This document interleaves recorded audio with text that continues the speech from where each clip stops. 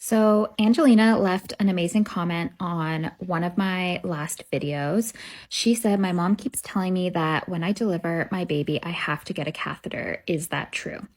So, yes and no. You don't have to get a catheter. In certain situations, we will recommend that you do have a catheter. One of those situations being if you have gotten an epidural. So, usually you have trouble emptying your bladder on your own when you have an epidural just because of where it kind of numbs you. So, you won't necessarily feel like you have to pee and you won't really be able to pee. So we don't want your bladder filling up too much when you have an epidural. We might put an indwelling catheter in that stays in until the time that you are going to start pushing. Or we do what's called an in and out catheter. So every few hours, we'll stick a little tube in, drain your bladder, and then take it out. And we do that every few hours. We can try, I've done in the past, I've tried using bedpans. It works for some people, but doesn't work for others. And we really don't want a full bladder because that can impede the baby coming down into the birth canal properly.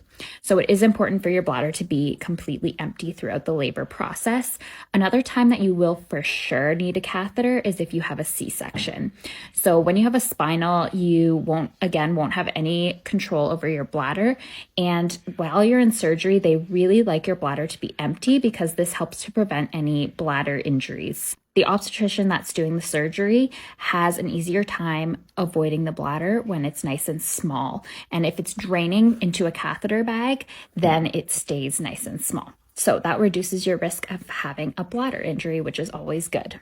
Of course, there are other situations where they might need to put a catheter in.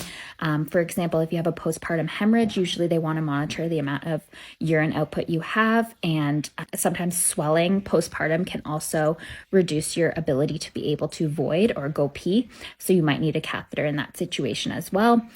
Hopefully, if it's a low risk delivery and you're laboring on your own naturally without any medication, you can usually get away without a catheter. If this is something you're worried about, you can always talk to your care team and just say, "Hey, I'm really concerned about the catheter. I'm not really wanting it," and just see what suggestions that they have, and we can try to work around it.